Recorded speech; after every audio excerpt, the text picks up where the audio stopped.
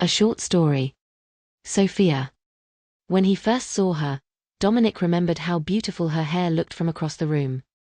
It was a radiant red, and curled all the way down her back. The moment their eyes met, his heart skipped a beat. Within a year, they were married. They tried to have children. She so badly wanted a daughter and had even picked a name. The IVF treatment had been unsuccessful, and after a few years, she got seriously ill. He held her hand. Sophia looked up at him, afraid how he would cope once she had gone. Dominic kissed her forehead softly. "I love you so much, my darling," he said emotionally. She felt scared, but wanted to reassure him that everything was going to be okay, and answered, "I love you too, sweetheart. When I'm not here anymore, I don't want you to be too sad, as we had some wonderful years together. Please remember that, my love. And I promise I'll always be here with you." He couldn't take much more of this, saying, "You are the best thing to ever happen to me, my sweet Sophia. A world without you is a world not worth living." Sophia could feel his pain, and it saddened her very much. She replied, "Be strong for me, Dominic. You've enriched my life in so many ways, you have everything to live for. Find someone to love, and have children with. Please don't give up." He cried, while saying, "My beautiful wife, you are what I live for. The moment our eyes met, I've been so blessed.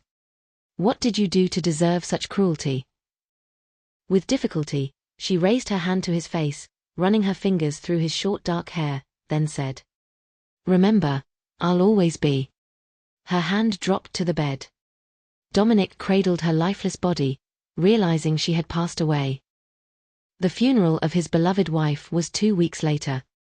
Many attended, as in life she was very popular and well liked. After the funeral, Dominic thanked everyone for coming. By 7 o'clock, he'd just arrived home from the wake. The first thing he did was pour himself a shot of whiskey, sitting down on the sofa in the living room. He missed her so much. How would he ever get over the loss? Only time would tell. He went to work 2 days later, and most of his colleagues were supportive of his situation. Him and his wife were of a similar age. For Sophia to die in such a cruel way in her 40s made some people, including certain friends, uncomfortable. When Dominic wasn't at work, he would lock himself away, as going out for a drink didn't interest him anymore. Occasionally, a friend by the name of Gavin would ring him and try to get him out of the house. Dominic always declined, preferring to stay at home. It was 8 o'clock in the evening when there was a knock at the entrance. Who could that be? Dominic put the glass down on the coffee table, heading to the front of the house. At the door, he opened it. It was Gavin. "Can I come in?" was all Gavin said. Dominic wasn't in the mood and made it known.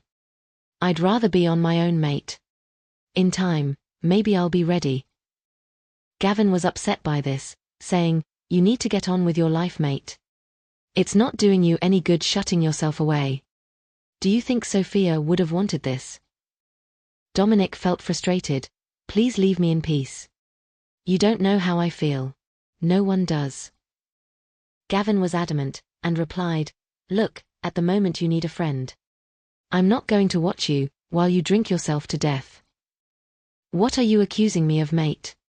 It's my decision what I do with my life and how I spend it," he said, clearly upset. Gavin didn't know what else to do, saying, "Then tell me what's going on." Dominic sat down in the hallway, his face in his hands, then replied, "Out there somewhere, my darling Sophia is all on her own. I promised to protect her, and I failed."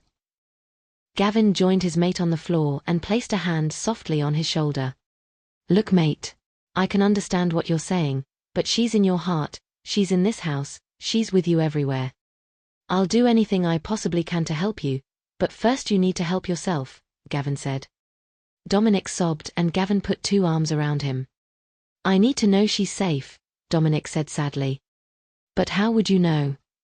Gavin asked.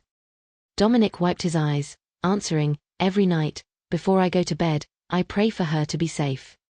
Once I know she is, I'll be ready to move on. I can't just abandon her.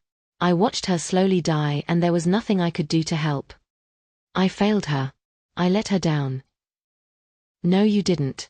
She loved you very much, so stop tormenting yourself. Dominic looked at Gavin.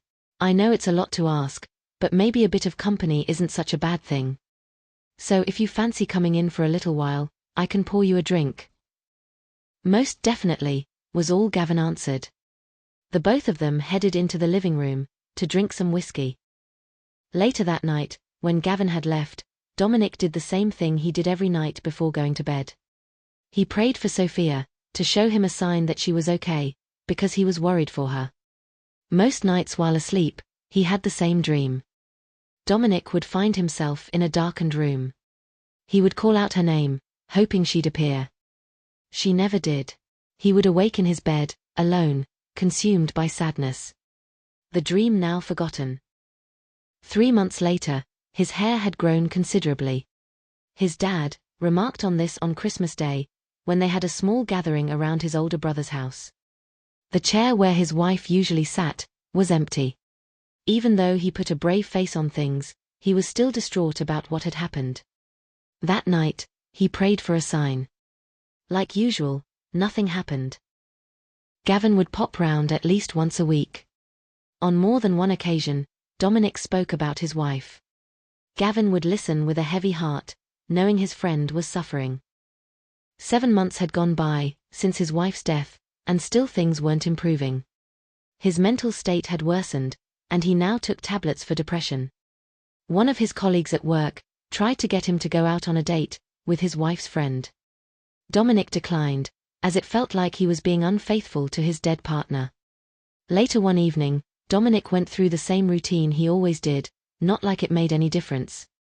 At 11, he headed to bed. The dream that night seemed different. It was hard to explain. Like numerous times, he stood in a room. From the silence, came a woman's voice, calling his name. "Is that you?" he asked emotionally. From the far end of the room, a light appeared, and within it was a figure that came closer. It was her, after all this time. She touched his face and told him to close his eyes, whispering in his ear. "It's time for you to get on with your life, my love. I am safe. I've always been safe because of you. I hear you in my dreams. And one day I will see you again." Dominic felt her fingers run through his long dark hair. He said, "I've missed you so much, Sophia. Life without you is unbearable." She kissed his lips, answering, "And me too, sweetheart. But I promise, things will improve. It's time to move on." In a flash, she had vanished. He awoke, the dream now forgotten. His hair tingled strangely.